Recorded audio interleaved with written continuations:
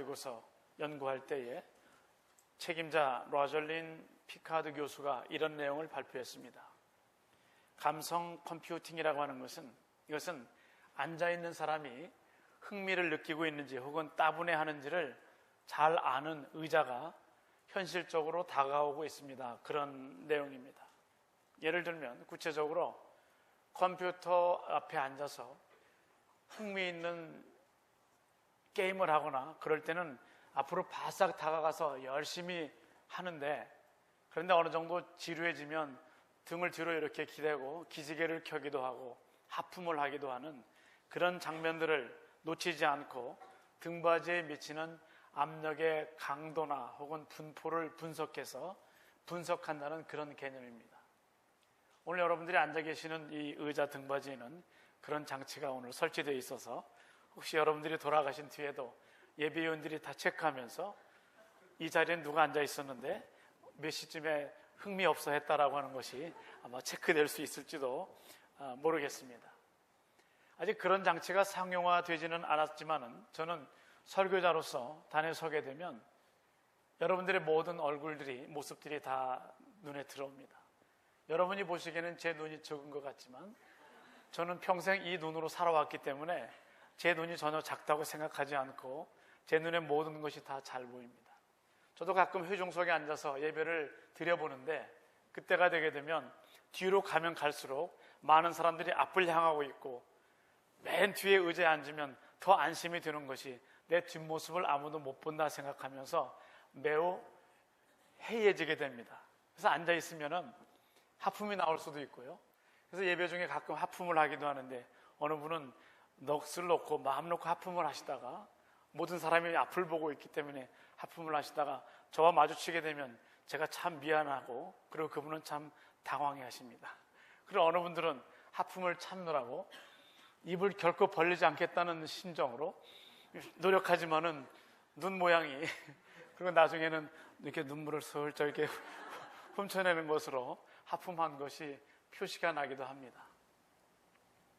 요즘 자동차에는 아주 테크놀로지가 다 장착이 돼서 이제는 운전자가 운전하면서 계속 열심히 전방을 보면서 운전을 하는지 아니면 약간 졸고 있는지를 기계가 그것을 파악해서 알려주는 장치가 이미 그것은 설치가 되어 있습니다.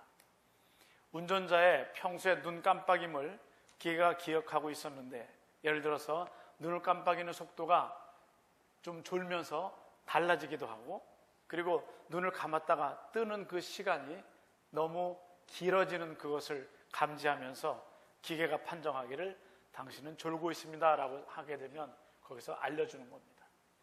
아마 앞으로는 우리가 내가 졸 때 이런 장치를 좀 해줘, 내가 제일 깜짝 놀라는 소리를 좀 들려줘 하면서 아내의 목소리가 갑자기 나올지도 모릅니다. 뭐 하는 거야? 뭐 이런 소리, 뭐 물을 쏠 수도 있고요. 아마 그런 장치가 앞으로도 계속 나올 겁니다. 그러나 제가 지금 드리는 이런 설명들을 소위 젊은이들은 이런 얘기에 별로 공감하지가 않습니다. 왜냐하면 그들은 예배를 드리면서도 예배도 하나님 앞에 자율적으로 드리는 것인데 우리 모든 회중들이 다 설교자 한 사람만을 집중해야 되느냐라고 하는 그런 생각을 하기도 하고 생각들이 너무 자유롭기 때문에 그렇습니다. 그래서 그들이 가진 사고를 우리는 포스트 모더니즘의 어떤 경향으로 다 설명이 가능할 것입니다. 오늘 우리가 살고 있는 이 시대는 사조로 보게 되면 포스트 모더니즘입니다. 모더니즘을 이미 지난 포스트 모더니즘이죠. 그것을 알기 위해서는 우리는 모더니즘에 대해서 먼저 살펴볼 필요가 있는데 모더니즘은 한국어로는 근대주의라고 그렇게 번역을 합니다. 지금까지 내려오던 전통이나 권위 이런 모든 것들을 반대하면서 이제는 근대 과학이나 문화에 의해서 자유나 평등을 추구하는 그리고 근대인으로 살아가려고 하는 개인주의적인 입장, 이것을 모더니즘으로 설명합니다. 반면에 포스트 모더니즘은 그 모더니즘을 시간적으로 더 지나서 그 뒤에 우리가 지금 살고 있는 이 시대를 말하는 것입니다. 한마디로 표현하면 이성을 중심으로 해서 그 사주가 여성운동, 흑인 민권운동, 학생운동의 영향을 받았는데 쉽게 말하면 탈중심적인 사고, 탈이성적인 사고의 시대에 살고 있는 이것이 포스트 모더니즘입니다. 이런 생각은 철학, 예술, 문학, 역사 해석에도 영향을 미쳤고 심지어는 신학에도 영향을 미쳤습니다. 그래서 그 결과가 종교 다원주의입니다. 플루럴리즘이라고 하는 종교를 다원적으로 생각하는 그런 생각들인 것입니다. 저는 이번 휴가 중에 주일이 들어있었기 때문에 도저히 그 시간에 밖에 나갈 수 없는 시간, 주일날 그 시간에 밖에 나가보는 그런 기회가 있었습니다. 그러면서 평소에 교회 나가지 않는 분들이 주일날 무슨 일을 하고 있는지, 주일날 예배 드리는 그 시간에 밖에서는 어떤 일들이 이루어지고 있는지를 잘 볼 수 있었습니다. 교회 나가지 않는 분도 그렇지만 교회 나가다가도 한 주 빠지고서 다른 일로 예배 드리지 않는 분들이 무슨 일을 하고 있는지를 적나라하게 볼 수 있었습니다. 저는 오늘 여러분들이 주일 예배를 드리기 위해서 세상에 많은 유혹들이 있고 많은 일들이 있는데도 불구하고 다 뒤로 하고 이 자리에 나오셔서 여기 의자에 앉아 계시는 그 자체로 하나님의 복이 임할 것을 저는 분명히 믿습니다.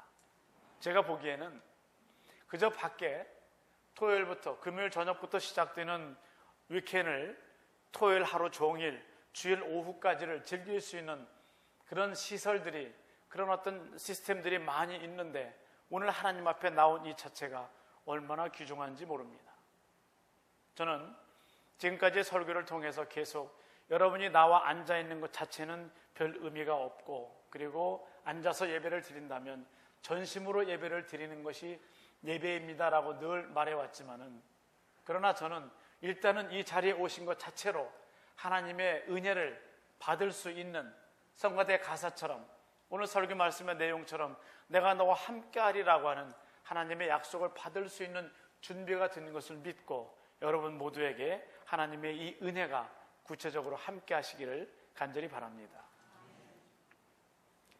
오늘 본문은 시간적으로 수천 년 전의 일일 뿐이지 현대를 살아가고 있는 포스트 모더니즘 시대를 살아가는 현대인들과 별반 다를 것이 없습니다.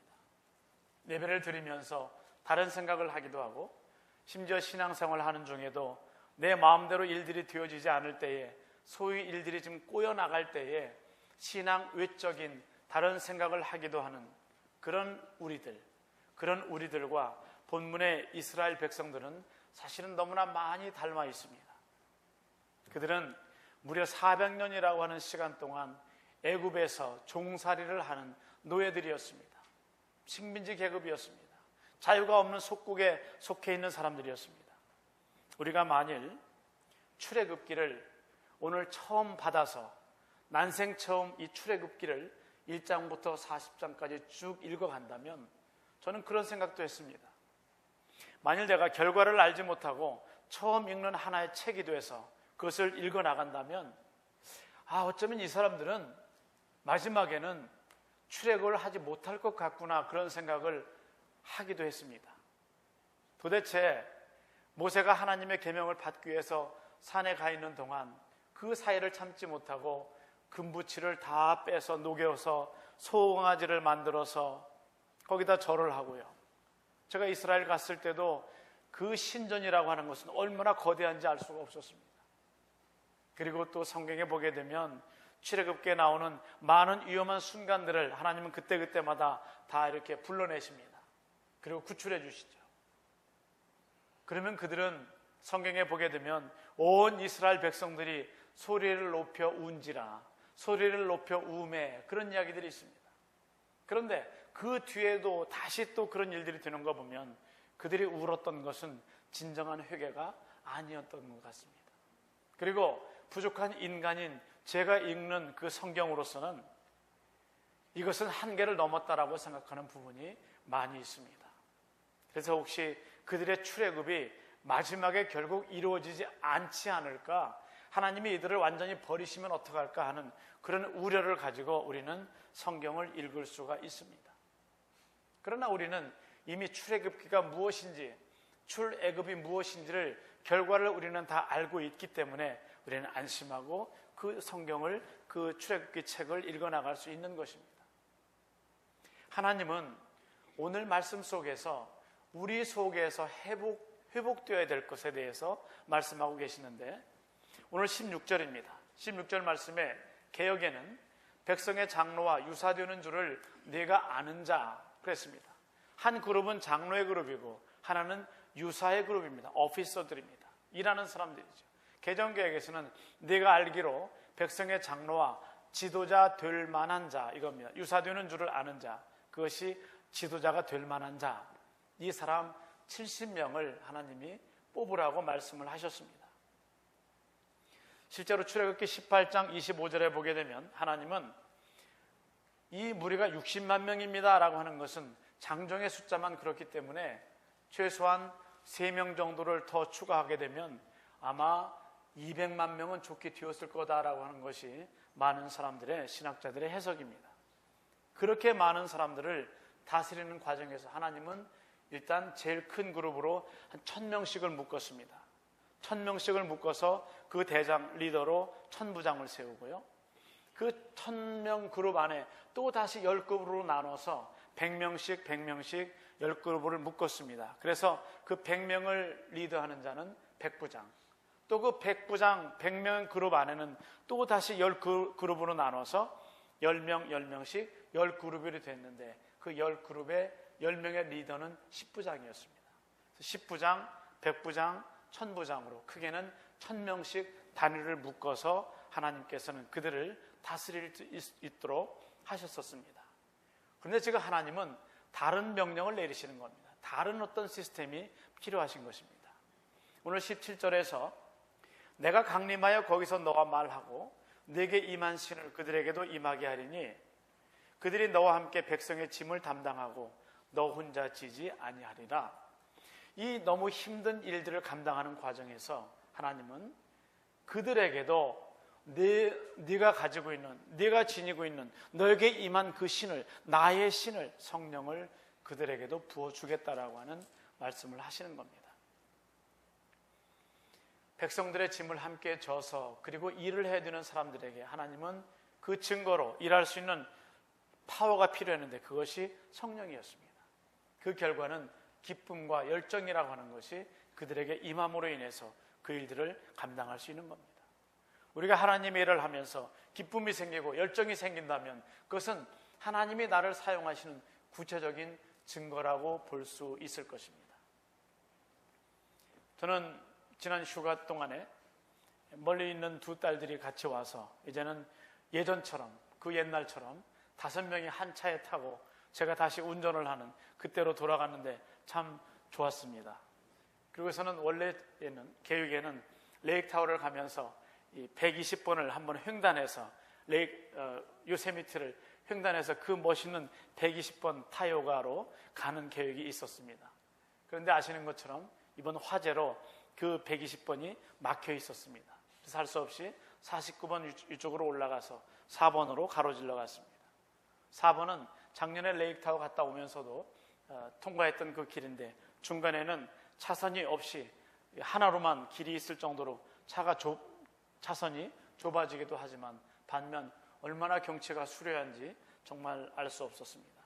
반면에 아직도 좀 연기가 갇혀 있어서 멀리는 잘 내다 보이지 않는 그런 상황이었습니다.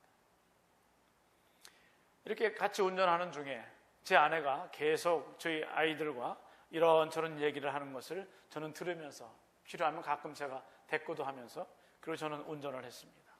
그러면서 제가 평소에 할 수 없는 그런 일들을, 그런 이야기들을 아이들에게 해주는 제 아내를 보면서 들으면서 저는 사실 마음에 기뻤습니다.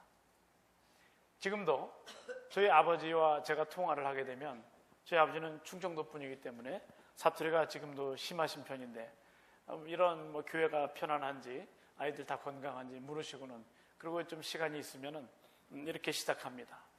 그 왜 요셉 있잖아요. 이렇게 시작을 합니다. 요셉 있잖아. 요셉 얘기 알지? 그런 겁니다. 요셉 있잖아요. 그러면 예, 그러면 이제 거기서부터 한 구약 시리즈 한 10명이 꼭 나옵니다. 요셉의 정직함부터 다니엘 뭐 이런 이야기가 쭉 나옵니다. 저는 그 이야기를 다 알죠. 저희 아이들도 제 아내가 무슨 이야기를 시작하면 이게 무슨 이야기가 그 다음에 나올 건지, 누구 때문에 이 이야기가 시작된 건지를 그들은 어느 정도 알고 있습니다. 우리는 이런 내용들을 얼령신앙이라고도 말합니다. 얼령신앙은 우리가 말하는 대로 그것이 이루어질 거라고 믿는 그런 신앙, 그런 행위를 말하는 것입니다. 마치 우리 한국이 지금 전쟁 후 60년이 됐는데 세계에서 정말 남부럽지 않은 그렇게 발전한 나라가 된 것은 어렸을 때 아이들을 코를 풀 때마다 어머니들이, 할머니들이 흥해, 그러면 하고, 그래서 한국이 지금 그렇게 흥했다라고 무슨 우스갯소리입니다만은 그런 것, 마치 그런 것들이 얼령신앙인 것입니다. 지금 여러분의 입술에 맴돌고 있는 그 한 가지 생각들, 여러분이 말하는 그 말투 하나하나는 얼령신앙의 하나가 될 수가 있습니다. 하나님은 이스라엘 백성들에게 그렇게 하셨던 것처럼 지금 우리에게도 이 일을 하는 사람들에게는 하나님의 성령을 우리에게 주셔서 그것으로 하여금 기쁨과 열정이 우리 속에 생겨서 그 전에 내가 하지 않았던 새로운 말을 할 수 있는 능력을, 기회를 우리에게 허락하십니다. 그런데 이스라엘 백성들은 정말 복에 겨운 백성이 아닌가 싶습니다. 저는 성경을 읽으면서 옛날 같으면, 예수님 오시기 전이면 저는 이방인이었기 때문에 복음을 접할 수도 없는데 이제는 예수님으로 인해서 내가 예수 믿는 사람이 된 것이 감사하거니와, 성경을 읽을 때마다 종종 생각나는 것은 참 이스라엘 백성들 복에 겨웠구나, 그런 생각을 하게 됩니다. 하나님이 그렇게 사랑하시고 그렇게 유해 주시고 모든 어려움을 다 치워주시는데도 불구하고 마치 부잣집 어린아이가, 부잣집 자녀가 엄마에게 맛있는 걸 보고서도 이건 맛없고 다른 거 달라고 투정하는 것처럼 그런 겁니다. 그들에게 이미 구원이 임했다라고 믿었기 때문에, 그들은 유대인으로 태어난 것 자체로 우리는 구원됐다고 믿었기 때문에 그들은 전혀 신앙 행위에 있어서 열심을 내지 않았던 것이었습니다.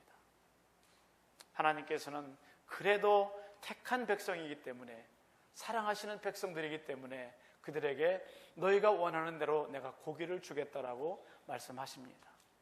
그때 모세 하나님께 드리는 말씀은 무엇인가 하면, 하나님, 장정들만 60만인데요 도대체 이들을 오늘 22절에 있는 것처럼 그들을 위하여 양떼와 소떼를 잡은들 조카오며 바다의 모든 고기를 모은들 조카오리이까, 이런 말씀으로 모세는 궁금증을 견딜 수 없어서 말씀을 드리는 것입니다.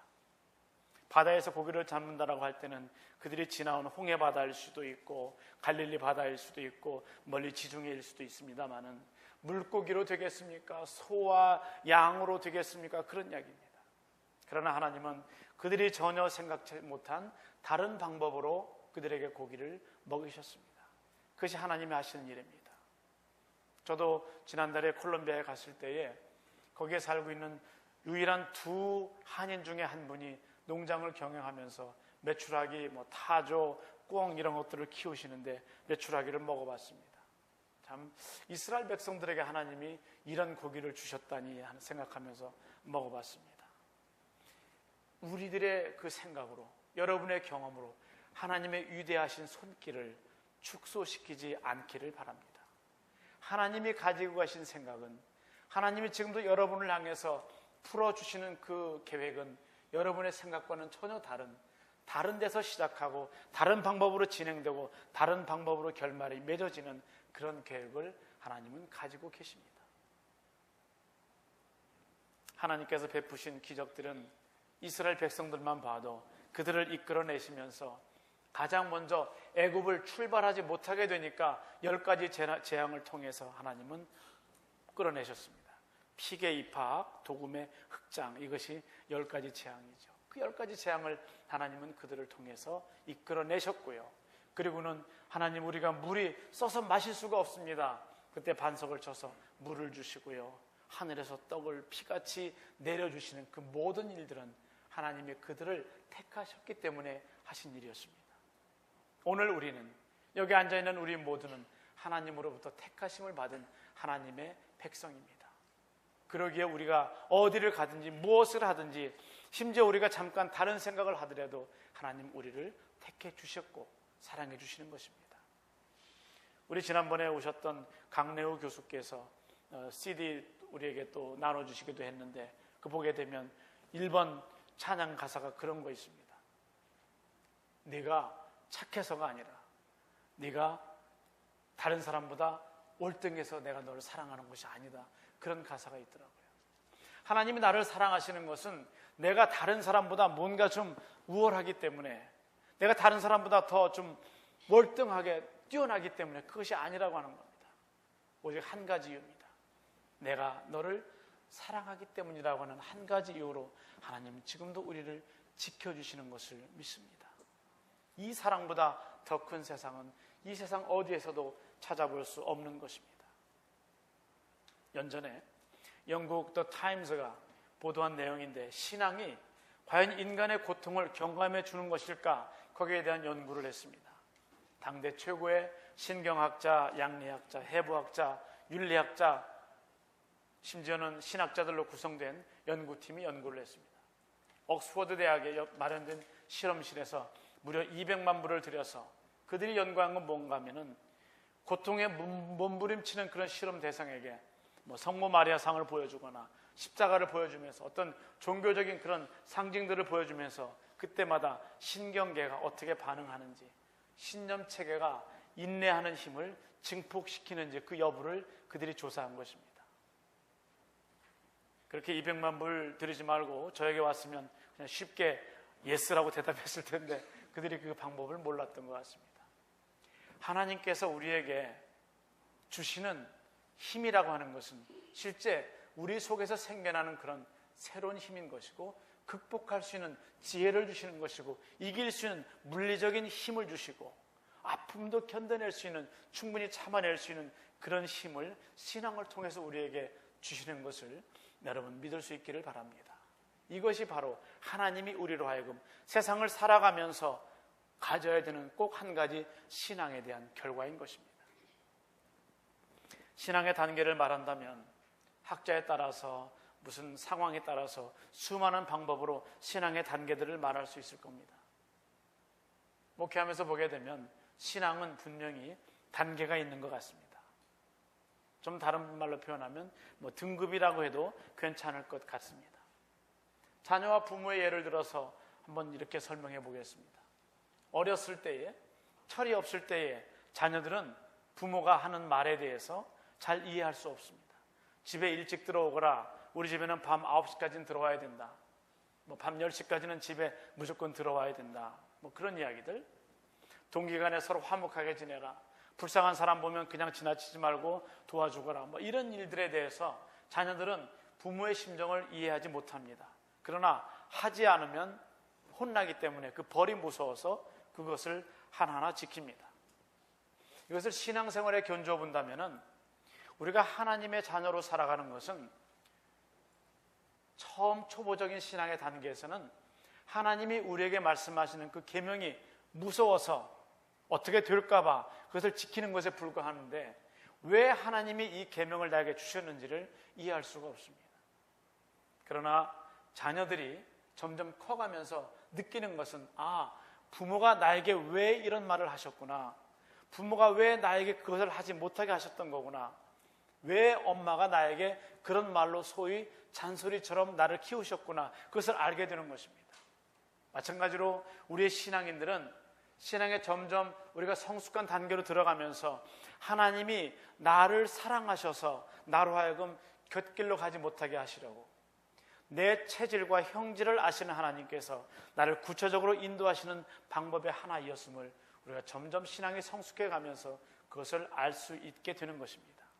그래서 신앙이 점점 성숙해 나간다라고 하는 것은 주일날 교회 가는 것이 더 이상 짐이 아니고, 하나님께 예물을 드리는 것, 헌금 생활도 그것도 부담이 아니고, 크리스찬으로서 많은 사람들 속에서 저 수술 저는 못합니다, 저는 이건 안 됩니다, 저는 거기 못 갑니다 라고 하면서 살아가는 것, 크리스찬의 덕을 지키며 살아가는 것이 더 이상 우리에게 짐이 아니라 생활의 일부, 어떤 패턴이 되어가는 것을 우리는 느낄 수 있습니다. 그것을 다른 말로 하면 신앙의 성숙이라고 할 수 있을 것입니다. 전에 한번 소개해드렸습니다마는 영성학자인 달라스 윌라드가 자기 책에서 그런 이야기를 했습니다.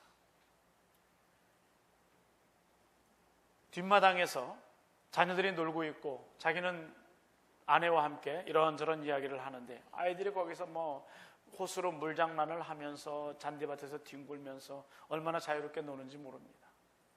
아무런 제약이 필요 없이 그들은 놀고 있었습니다.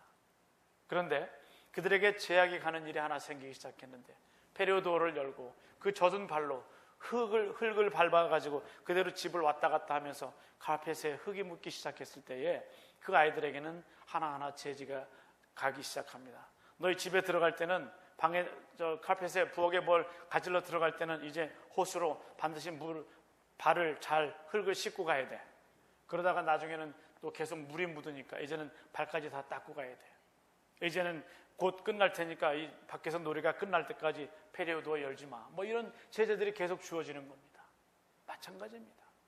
우리가 하나님께서 우리에게 주신 신앙의 바운더리라고 하는 것은 우리를 제약하는 것이 아니라 그 안에서 진리가 너를 자유롭게 하리라라고 하는 실제로 성숙한 신앙이 되게 되면 신앙은 마치 오래 입은 내 옷처럼 잘 맞는 어떤 하나의 패턴이 되는 것이어서 이 신앙이 없이는 내가 도저히 살 수 없을 것처럼 되는 것이 성숙한 모습의 신앙인 것입니다. 그런 경지로 계속 오르막길로 올라갈 수 있는 그 신앙의 성숙이 여러분들에게 계속 이루어질 수 있기를 바랍니다. 그래도 어느 정도 성숙한 신앙에 올라가게 되면 혹시 무슨 일이 있어서 잠시 떨어졌다 할지라도 잠시 교회를 심지어 떠난 것 같을지라도 반드시 그 사람은 돌아오는 것을 저는 봅니다. 그러기 위해서 중요한 것은 우리가 하나님을 경외하는 것입니다. 경외한다는 것은 두려워한다는 것입니다. 저는 오늘부터 9월 말까지 3주 동안의 설교를 계속 같은 제목으로 괄호 안에 1, 2, 3만 달리 하나님이여 우리를 회복시키소서 이렇게 주제를 정했습니다. 저는 하나님이여 우리를 회복시키소서 이 제목은 하나님이여 우리가 하나님을 두려워하게 하소서 이 제목으로 바꾸어도 괜찮은 거라고 저는 생각을 하고 있습니다. 여러분이 왜 그렇게 힘들어합니까?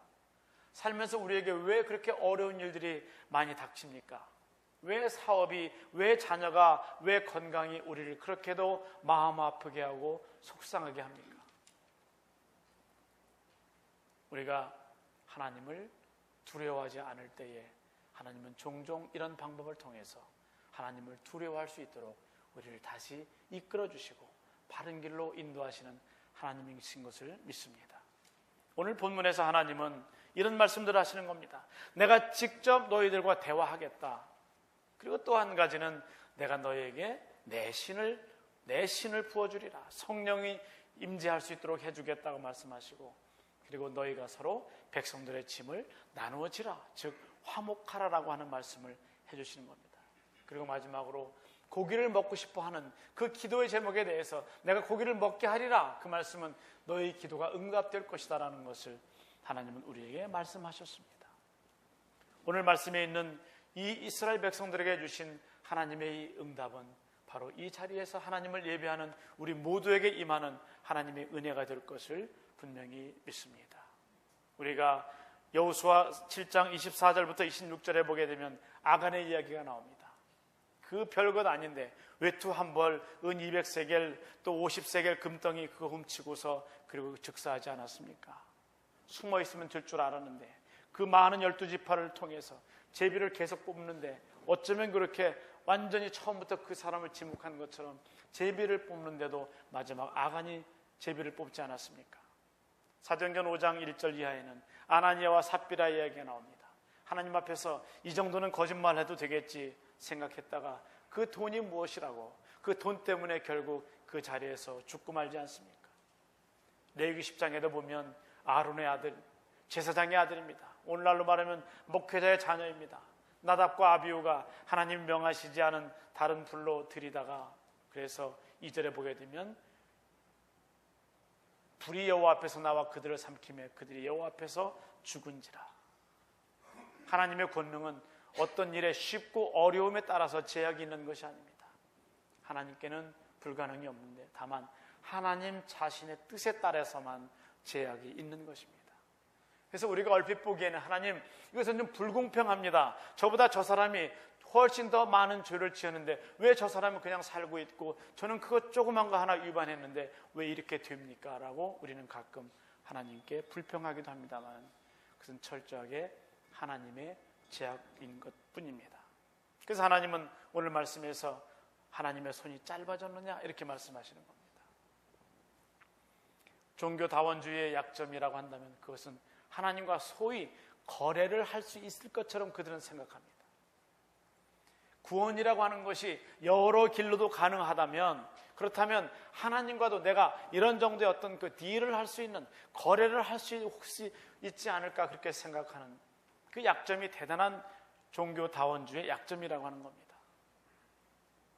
하나님은 우리에게 서운하게도 거래를 하지 않으시는 분이고, 하나님은 우리에게 세워주신 법에 대해서 그것을 우리가 반드시 따라갈 때만 따라갈 수 있도록 하시는 하나님이신 것입니다. 여러분을 통해서 하나님의 이 위대하심이 널리 전파될 수 있기를 바랍니다. 우리가 하나님의 뜻대로 살아간다면 우리를 통해서, 우리를 바라보는 사람들이 우리를 통해서 하나님이 일하시는 것을 볼 수 있게 될 것입니다. 말씀을 맺으려고 합니다. 하나님은 우리를 반드시 회복시켜 주실 것입니다. 왜냐하면 우리를 사랑하시기 때문입니다.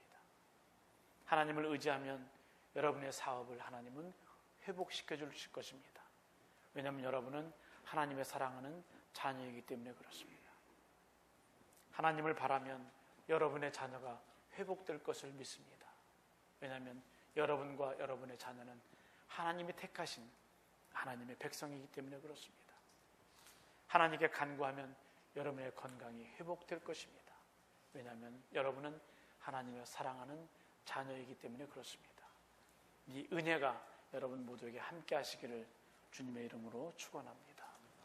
함께 기도하겠습니다.